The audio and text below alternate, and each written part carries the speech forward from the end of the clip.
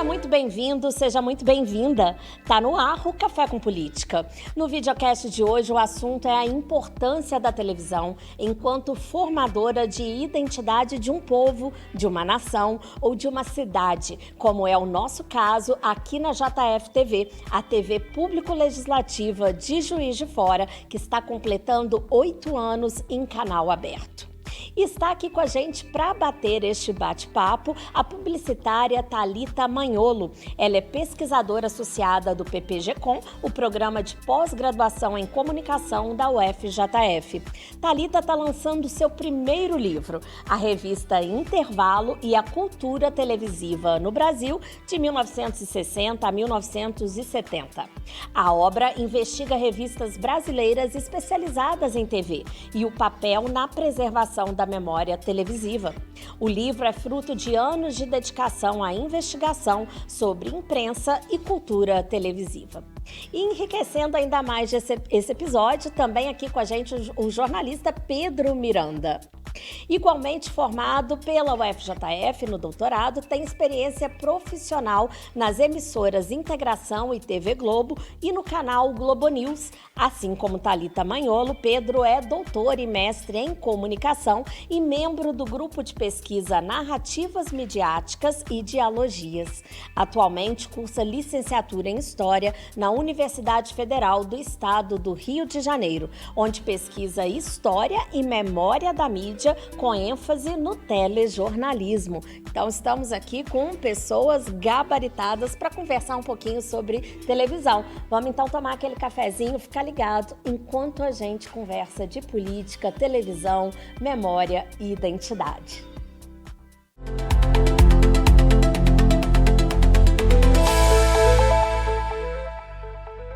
Thalita, Pedro Miranda, sejam muito bem-vindos aqui no nosso espaço do Café com Política. Uma honra tê-los aqui para bater um papo tão agradável sobre um assunto que tanto me interessa também, que é televisão.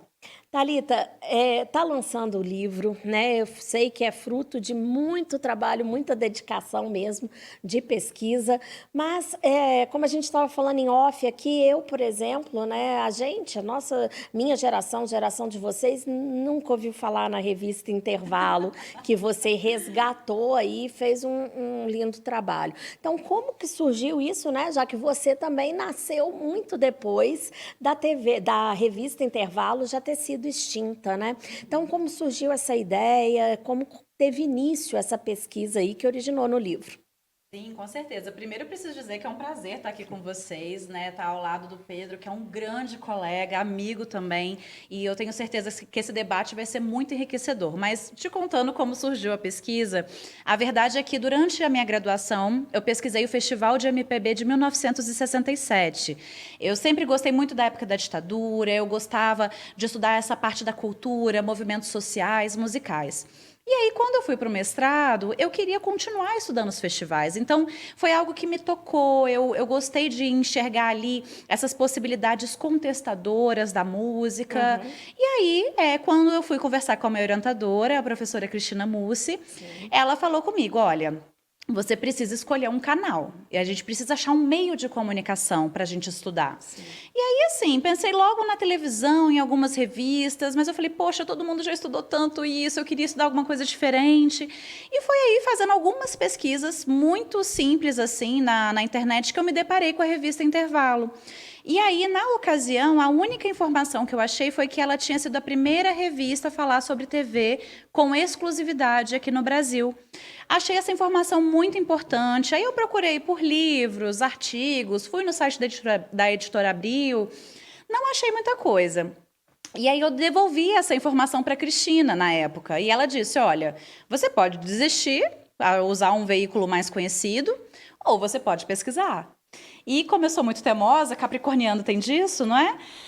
Resolvi pesquisar a revista Intervalo. Então, eu fui localizando os possíveis entrevistados através das editorias. Então, a hemeroteca da Biblioteca Nacional tem essas revistas digitalizadas.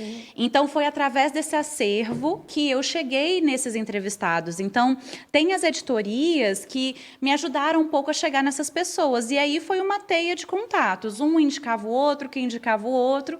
E aí eu tive a felicidade de conseguir 3 entrevistados entrevistados, entre repórteres, chefes de equipe, diretores, designers, né? E aí sim eu consegui recuperar a história da revista. Então foi um trabalho de formiguinha, um trabalho muito investigativo, né? E tanto eu quanto o Pedro, né? A gente trabalha muito sobre essa importância dos acervos e como que eles também nos ajudam a preservar a história da mídia de certa forma, né? Então, porque foi através de lá que eu cheguei nas pessoas que eu precisava.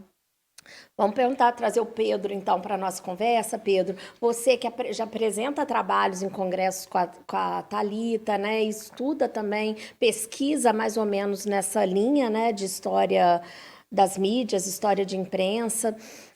Eu te pergunto, a gente pode, é forçação de barra falar que a nossa memória, ela é muito forjada também em cima dessa informação que a gente recebe, que era muito uma informação de massa, né? E maciça também, principalmente nessas décadas aqui de 60, 70, né? O auge, assim, o crescimento da televisão, dos aparelhos de televisão também no país, né? E é forçação falar isso, que a nossa história vai sendo muito construída via midiática, né? Fala disso um pouquinho pra gente com categoria, algo que me falta aqui. Imagino. Bom, antes de introduzir a resposta, primeiro eu queria agradecer, né, vocês pelo convite. Acho que é uma oportunidade muito bacana estar aqui, né, nesse espaço com pessoas tão queridas assim. Então, é uma honra muito grande. Muito obrigado pelo convite. É interessante essa observação, né? Eu sempre, quando a gente está em sala de aula, nos nossos congressos, eu sempre costumo falar com os alunos o seguinte: a gente tem um historiador que é muito importante para a história. Ele fez parte da escola dos análises, enfim, fez uma revolução na historiografia, que é o Lucien Lefebvre. Ele vai falar que a história, ela é filha do seu tempo, né? O que ele está querendo dizer com isso? Ele está tensionando que o conhecimento histórico, a produção de conhecimento histórico, ela é muito mais uma demanda de quem propõe as questões no tempo presente do que do passado. Então, no fundo, o que ele está querendo dizer é o seguinte: o passado vai responder para a gente aquilo que nós perguntamos a ele no presente. Então, assim, fazendo um tensionamento dessa ideia, né, do historiador com a televisão e com os meios, né, de comunicação no geral, a gente pode tensionar, então, e entender que a televisão que se faz, o jornal que se faz, né, os produtos midiáticos que se faz, são filhos também do seu tempo, né? São filhos de produções, de questões, né, da nossa sociedade, são questionamentos que nós fazemos, são produzidos por pessoas que estão, né, inseridas no dia a dia. Então, quando você fala isso, não é muito interessante a sua percepção, porque é isso mesmo, né? Quer dizer, o trabalho da Thalita, ele vai se debruçar sobre o intervalo para tentar detectar ali, né, quais eram os hábitos de consumo daquelas pessoas, como essas famílias ali dessa época viviam, olhando para esse suporte da revista, né? Então, tentar entender o espírito daquele tempo olhando para a revista. Então, isso é possível a partir desses vestígios, né? A partir dessa produção, né, midiática. Então, é muito interessante, né? Só te interrompendo um pouquinho, o contexto em que desse período, né, desse recorte de 60 a 70 que você pegou, esse contexto, o que estava acontecendo no país, você pegou aí 6 anos, né? Nessa década teve 6 anos de ditadura militar, né? Sim. Isso foi importante ser levado em conta na sua pesquisa, Thalita? Importantíssimo, porque como o Pedro está falando, a gente precisa entender que os meios de comunicação aqui no Brasil, eles têm uma formação muito dentro de famílias, de nomes específicos. E, portanto, até hoje a gente percebe isso, que cada meio vai carregar um pouco da personalidade daquele que a fundou, que o fundou, né? Então, pensando na Editora Abril também, e pensando que o Vitor Tivita estava ali à frente da editora, a gente entende também que existiam ali algumas questões. Eu perguntei aos entrevistados sobre isso, e eles diziam que a Intervalo, ela trazia alegria, entretenimento.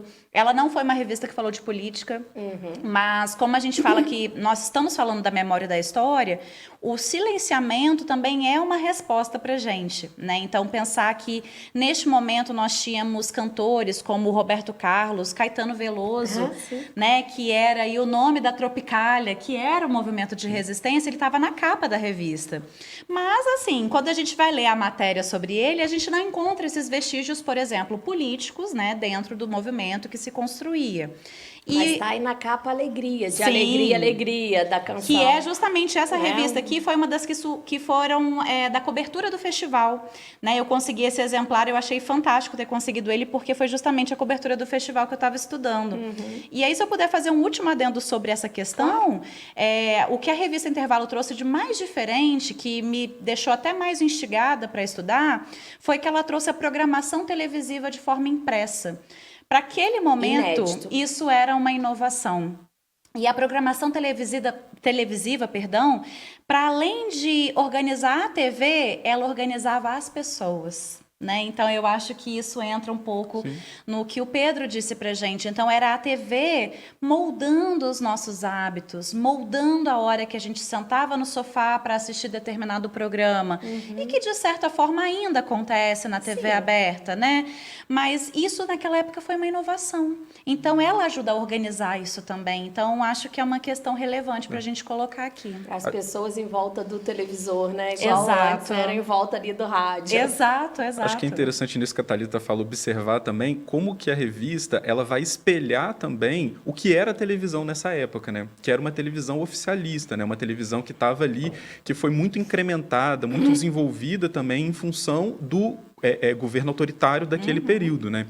Então a revista ela vai espelhar também os usos que essa televisão foi tendo para aquele regime, né? Naquele período, né? Uma televisão totalmente oficialista, né? Que estava ali a serviço e que muitas vezes não conseguia dar vazão ou destacar o que de fato acontecia no Brasil, como era o país naquela época, né? Então a gente vê que você tem inserções ali que tentam driblar esse movimento, né? Mas num geral a revista ela acaba espelhando também esse movimento que acontecia na televisão na época, né? Sim, perfeitamente. Uma curiosidade minha, que acho que de quem está assistindo também, é como você chegou a essas pessoas todas que você entrevistou, não sei quantas foram. Estou me referindo a quem fazia a revista Intervalo, aos jornalistas, editores, né?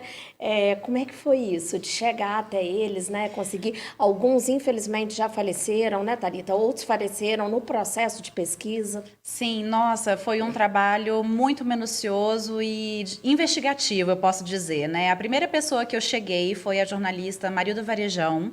Eu cheguei nela através da neta, através das redes sociais.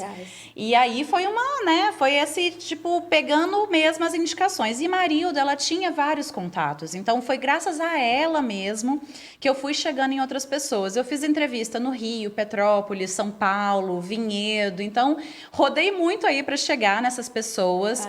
A maioria deles mais idoso. E pessoas que tiveram uma experiência muito incrível, porque trabalharam em várias revistas ou jornais, viveram esse período da ditadura, então alguns foram perseguidos, outros foram torturados. Eu me lembro com muita... com uma sensibilidade muito grande do depoimento do jornalista Milton Coelho da Graça. Ele, infelizmente, já faleceu. Ele não viveu para ver a pesquisa pronta, mas foi um depoimento muito importante, porque quando ele trabalhava no Última Hora, lá no Recife, ele foi preso, foi torturado, e eu sentia na voz dele, até naquele dia, que foi em 2018, o medo. Então, a gente vê também o quanto que esse período foi traumático para eles, né? Coisa que eu jamais poderia imaginar, lógico, não vivi esse período, né? E foi muito tocante. E só para complementando, quando eu fui colher os depoimentos, eu usei um método específico, que é chamado de metodologia da história oral. Esse método, ele é um pouco diferente de uma entrevista, que é pergunta, resposta, pergunta, resposta.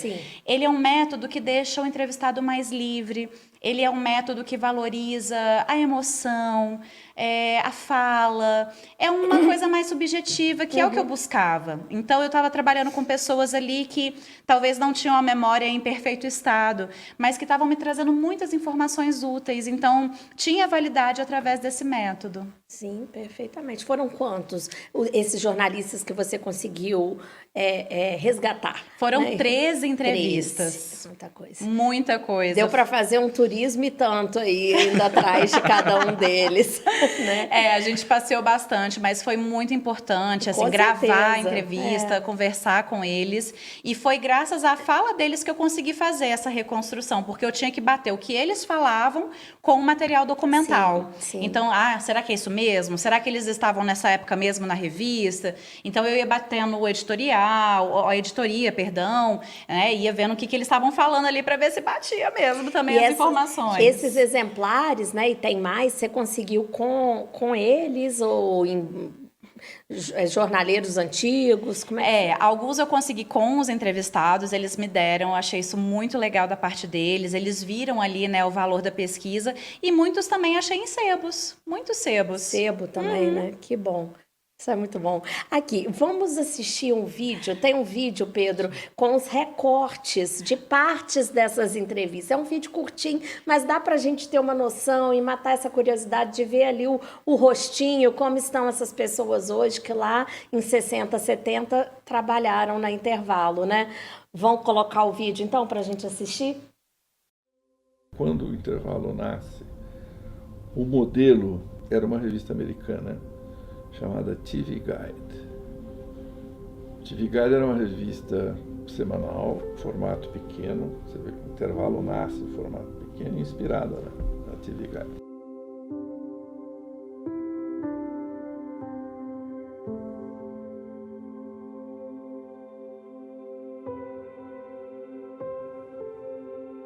A Intervalo foi a revista que criou as celebridades.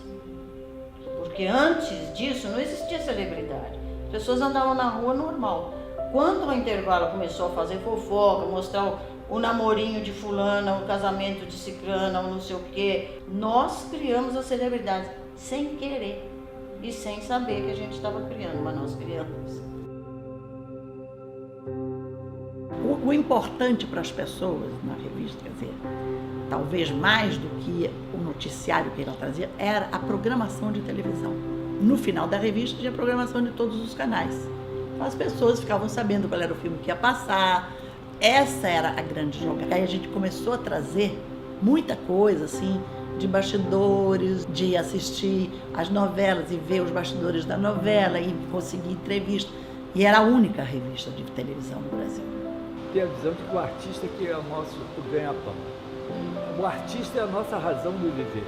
Nossa razão profissional é o artista. Então tem que tratá-lo bem. Era reunião de pauta.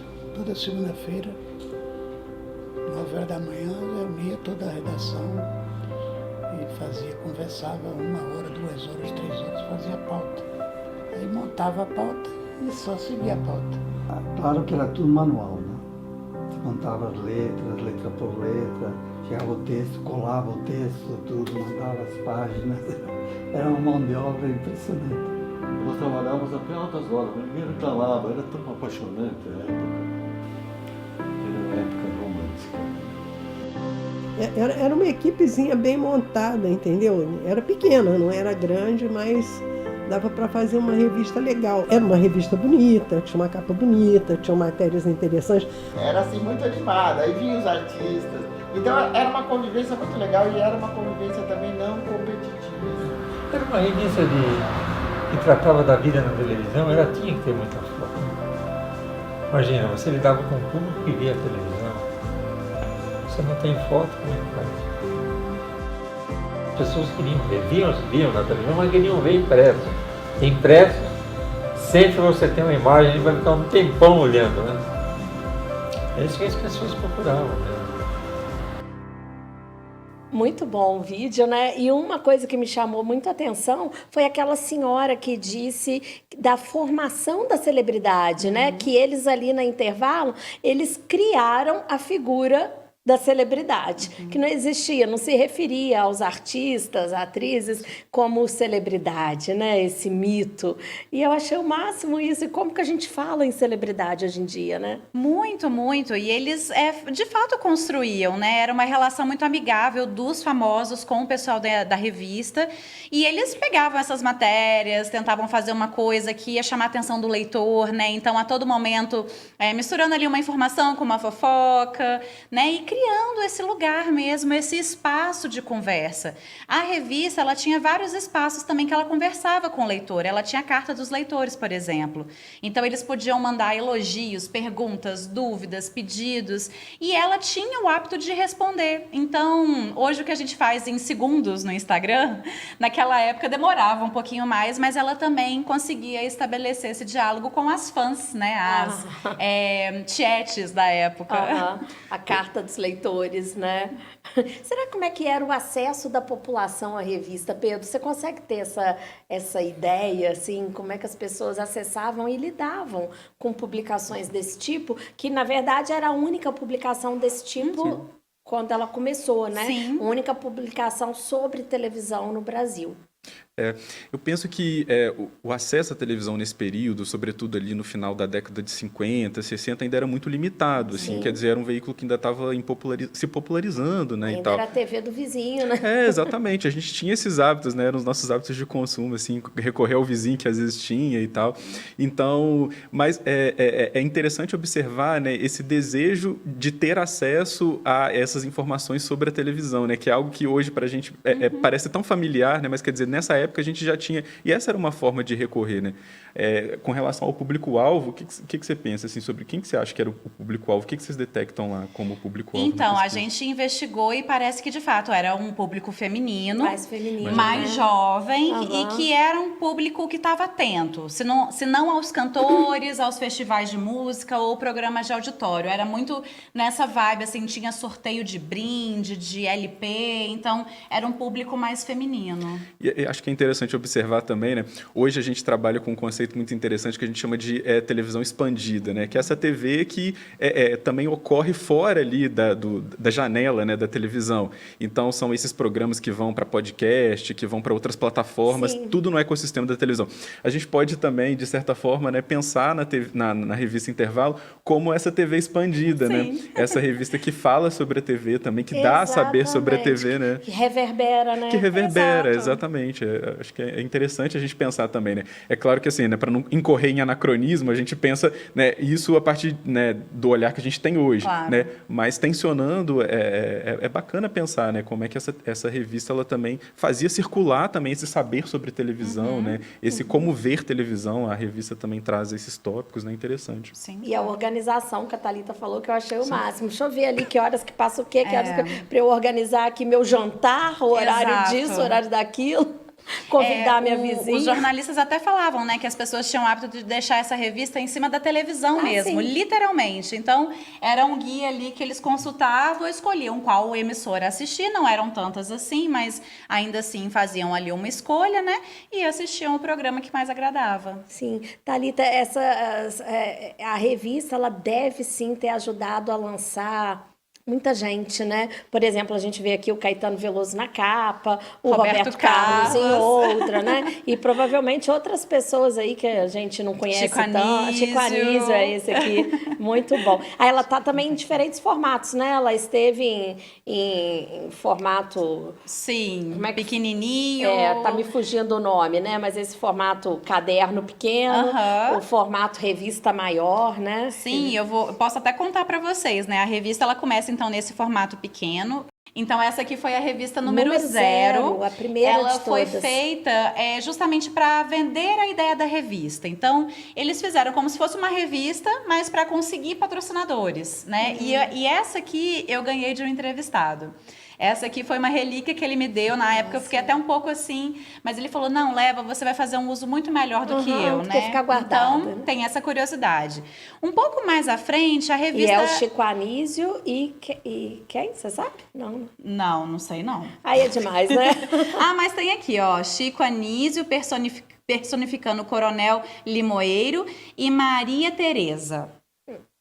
Devia ser uma coadjuvante ali, né, do programa dele. Bom, aí depois ela cresce de tamanho, né? Então ela fica no tamanho da revista que a gente conhece e é familiarizado, né?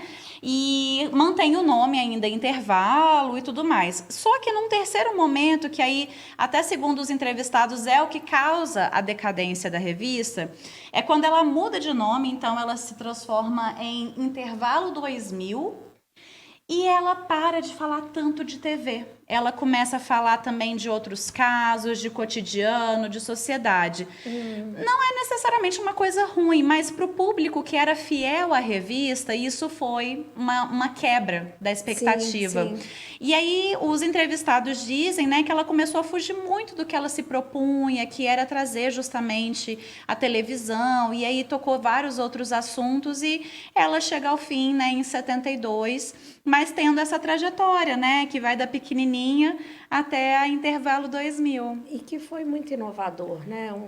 A gente começar a ter um veículo falando sobre outro veículo, que era também, de certa forma, recém-chegado ao país, né? Que era a televisão. Isso é muito inovador. Agora, um desafio. Vamos dar um salto no tempo aqui para 2017, né?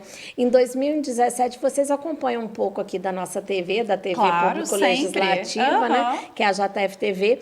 Em 2017, a Câmara comemorou a concessão, né, do canal aberto, né, concessão pública desse canal. A gente passou a funcionar, então antes era cabo e YouTube, a gente passou a funcionar em TV aberta, né? E temos uma cobertura hoje de 95% do município. Que legal. Né? Mas em áreas mais afastadas não conseguem pegar, não chega o sinal. Mas 95% do município de Juiz de Fora assiste a JF-TV, e a gente tem cada vez mais resposta dessas pessoas, né? Começamos, de certa forma, desconhecido, e estamos crescendo vagarosamente, mas a gente vai conquistando cada vez mais espaço, né?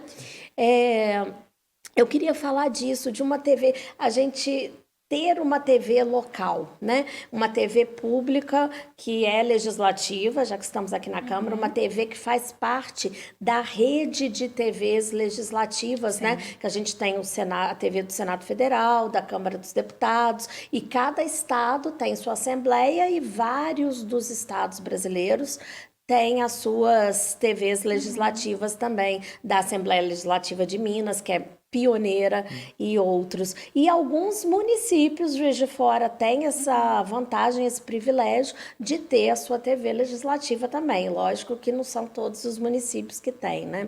Só alguns. Queria que vocês falassem um pouco sobre isso. Será que a JF-TV daqui a pouco vai estar sendo considerada também? Eu acho que sim, porque eu sinto isso, as pessoas começam a parar a gente na rua, a falar que eu assisti aquele programa com fulano de tal, né? E isso começa a acontecer já de uns anos para cá, e eu fico pensando se não é também uma construção de identidade do juiz forano, de quem mora aqui em Juiz de Fora, né? Com a TV, com esse conteúdo que a gente tenta passar. Assim, é muito interessante, né, a gente fazer esse retrospecto, né, de pensar a história, né, da TV e tal. Se a gente pegar historicamente, né, você vai ter autores que vão dizer que a forma como o sistema de televisão se consolidou no Brasil, ele é eminentemente patrimonialista, né? O que isso quer dizer? Ele é assentado sobre um modelo de televisão comercial. Então, quando a gente tem uma TV pública, né, instalada na nossa cidade, isso é uma conquista, né? Eu acho que isso é importante para que a população de Juiz de Fora tenha em mente, né? É uma conquista ter uma TV pública que fala a partir da cidade, sobre a cidade, para a cidade, né? Isso é uma conquista muito grande, né? Que outros municípios, né, não tem, em outros lugares a gente não vê. Então, eu acho que isso tem que ser colocado, né? E aí, quando você fala de identidade, né, isso é muito interessante, porque é bem isso mesmo, né? Então, a gente tem autores que vão falar que eu só me reconheço a partir do outro, né? E porque a partir do outro eu tenho referências, eu tenho... Então, quer dizer, o que é a TV, se não essa oferta, né, diária, essa oferta contínua de referências? Então, quando eu vejo na tela diversidade, quando eu vejo a sociodiversidade, né, do município, da nossa região, quer dizer, eu tenho chances de conseguir, a partir do audiovisual, né, a partir dessas produções, me identificar, né, me identificar com aquilo ali. Então, é muito importante, assim, é uma vitória, uma conquista muito grande para uma sociedade, né, que tem e investe nas suas TVs públicas, né? Com certeza. Eu concordo plenamente com o que o Pedro diz, né? Eu acho que a TV local, ela ajuda com que a pessoa se sinta representada e reconhecida. E eu acho que é isso que vocês fazem aqui. Vocês trazem essas pessoas para conversar, tomar um café. Isso. E eu acho que isso é muito significante, principalmente para a nossa cidade, que tem uma história tão marcante, né? Sim. A nossa história enquanto cidade, enquanto períodos históricos diferentes, nós temos uma importância, e eu acho que a gente precisa trazer isso para o nosso lugar de fala, né? É isso que é comunicação comunitária, é a comunidade também, falar para a comunidade. Então me vem muito isso à mente, né? Quando falamos sobre isso. Exato. Também, né? A gente faz Povo Fala, nosso lugar assim nosso lugar de quase uma redação nossa é aqui o centro da cidade também. É importante. Eu gosto de todos os programas, mas assim, eu preciso destacar o Resgatando Juiz de Fora, que eu acho que é um programa lindo, que presta um serviço muito importante para a população, porque resgata, né, dá oportunidade, possibilita esse acesso à memória, né, a história da cidade. A história da cidade. Há pouco tempo eu estava vendo um episódio que resgatava um pouco sobre a história do comércio, mostrava esse pioneirismo do comércio de Juiz de Fora, como que Juiz de Fora era pujante nessa. E são histórias que ficam subterrâneas porque com o tempo vão se perdendo, né? Então a TV, quer dizer, nesse caso a TV Câmara tem esse papel de ir lá e resgatar essas histórias e dar acesso à população, né? Então é muito interessante. Uma curiosidade para vocês é que a gente começou como TV Câmara, de fato, igual você falou. Depois JF TV Câmara. De anos para cá, a nossa orientação é ressaltar o JF TV. JF TV.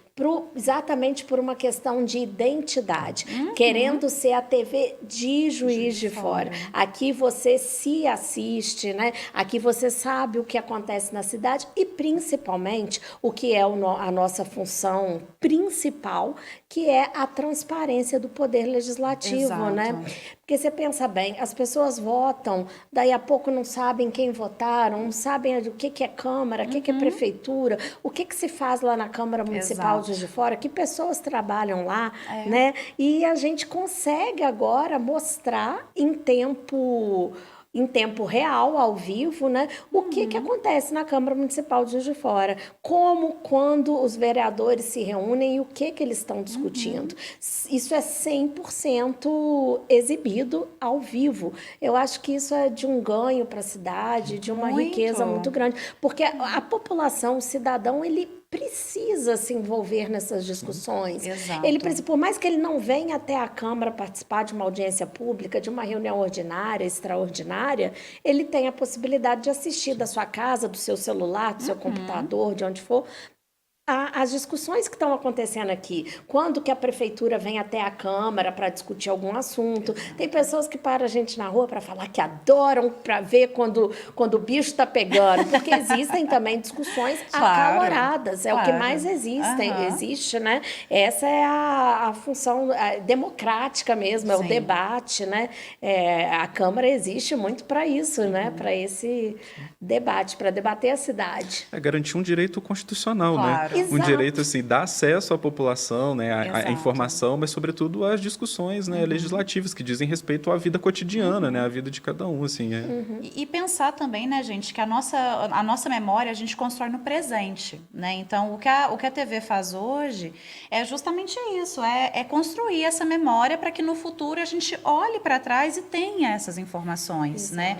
Que eu acho que é a importância dos meios de uma forma geral. A gente vê hoje muitos meios que colocam seus acervos ou colocam ali alguma aba de memória, alguma coisa, porque é isso que a gente faz agora, é a construção da nossa memória, né, para o futuro. Convidar a população também, o Pedro fez uma boa lembrança aí do Resgatando Juiz de Fora, que é o programa conduzido pelo nosso amigo Isaac Balaciano, que é um carioca apaixonado por Juiz de Fora, que já está aqui há alguns anos. E o Isaac, a última temporada do Resgatando, que foi ao ar agora no último domingo, o último episódio dessa temporada, foi justamente sobre a TV em Juiz de Fora. Ou seja, aproveitando os 8 anos da JF-TV em canal aberto, mas ele resgatou, como o nome do programa diz, a história da televisão em Juiz de Fora. desde lá da TV industrial, TV familiar, né? Família Mendes, salvo engano. E é muito bonito de ver. A própria orientadora aí da Thalita, sua amiga Cristina Mussi, tá nos episódios. Então, é bacana de ver. É aprender sobre Juiz de Fora. Né? Então, fica o convite para quem quiser acessar o YouTube da Câmara, né? Ou a própria TV mesmo, canal 35.1, para assistir aí o Resgatando Juiz de Fora sobre televisão em Juiz de Fora. Vamos caminhar agora para o fim do programa, Thalita e Pedro. Queria que vocês fizessem assim as considerações de vocês finais, igual a gente fala aqui nas reuniões, considerações finais, por favor, em relação à TV, né, ou as conclusões que vocês gostariam de passar para quem está assistindo. E, obviamente, vamos fazer um convite para o lançamento aí do livro da Thalita Manholo. Com certeza. Bom, eu acho que o que a gente pode deixar de mais enriquecedor, né, para as pessoas que estão aqui assistindo a gente, é pensar sempre com esse lugar da memória e da importância da gente preservar o nosso passado. A gente vive em um país que não tem políticas de memória ainda muito bem estruturadas. E isso é muito nocivo para a nossa história, isso é nocivo para o nosso presente e talvez até para o nosso futuro. Então, quando a gente se coloca aqui, né, como esses pesquisadores que investigam o passado, eu acho que o mais importante, o mais relevante é dizer isso. O quanto que esses meios, essas pistas, como o Pedro falou, esses rastros, eles nos dão informações muito importantes sobre pontos que a gente precisa inserir na nossa história oficial. Né? Então, nós temos a história oficial, mas a gente também tem essas micro-histórias, essas micro-narrativas que, de certa forma, enriquecem essa história que nós temos como história oficial. Então, talvez a minha mensagem seja essa, que a gente preserve, resgate, investigue sempre o nosso passado. Isso aí. Vamos mostrar o livro que a gente ainda não mostrou? Bom, esse aqui é a capa do livro, inclusive esse exemplar vai para a Câmara como um presente. Bom, então aqui fica o convite, né, para o lançamento que acontece no dia 10 de setembro, às 19 horas, no Madame Jevar, aqui no centro da cidade. Lá vão ter várias revistas, eu vou montar uma mesinha só com esses exemplares para o pessoal poder folhear, conhecer. Vão ter diversas fotos dos entrevistados lá, então acho que vai ser um momento, para além, né, do conhecimento, um momento de muito afeto, de muita troca. E eu aguardo todos, né, que se interessarem por essa obra. Muita gente que participou dessa pesquisa vai estar lá também. E é um prato cheio para os curiosos e entusiastas da televisão brasileira. Com toda certeza. Fica o convite, serão todas e todos muito bem-vindos. Depois a gente quer um autógrafo aí no nosso livro. É isso mesmo. Pedro. Bom, de antemão, queria agradecer, né, a vocês pelo convite, a Thalita, né, por essa parceria aqui. E assim, eu vou sempre puxar a sardinha para minha brasa, entendeu? Porque para falar de televisão, acho que ressaltar a importância, né, do meio, a importância do veículo. A gente tem, né, a televisão como um direito, né, um direito coletivo que é garantidor de outros direitos, né, que dá acesso a outros direitos. Se a gente pensar, né, nas informações sobre saúde, nas informações sobre política, sobre cidadania, né? Então, eu acho que a mensagem que eu deixo é isso, né? Dessa importância. A TV não está acabando, pelo contrário, ela tem se revigorado cada vez mais. Está se reinventando. E a gente vê espaços como esse, né, cada vez mais marcando a importância da televisão, né? Acho que é isso. Agradeço, obrigado. Eu que agradeço demais a participação, fiquei muito feliz com as narrativas de vocês, aprendi muito, com certeza. Que ótimo! Então, é no dia 10 de setembro, às 7 da noite, no Madame Jevar, que é uma casa linda, um sobrado histórico que a gente tem ali na Getúlio Vargas. E tem tudo a ver com a revista, tem máquinas de escrever, tem máquinas fotográficas, ou seja, estaremos ali no ambiente perfeito para esse dia. É uma decoração lá do Madame Jevar que é dos anos 50, 60, né? Sim. Realmente, vai estar tudo climatizado, né? Tudo em harmonia. Muito obrigada, tá? Thalita Manholo, Pedro Miranda, uma honra. Espero que vocês voltem algum algum dia para a gente debater mais sobre televisão Da e sobre próxima mídia. vez que a gente voltar vai ser para o Pedro lançar o livro dele. Isso aí, Tô sabendo que convite. tem livro no forno também. Vamos conversar sobre isso. Muito obrigada e obrigada a você também que acompanhou esse episódio do Café com Política até aqui. Lembrando que todos os episódios estão também no YouTube da Câmara Municipal de Juiz de Fora. Um forte abraço, até a próxima.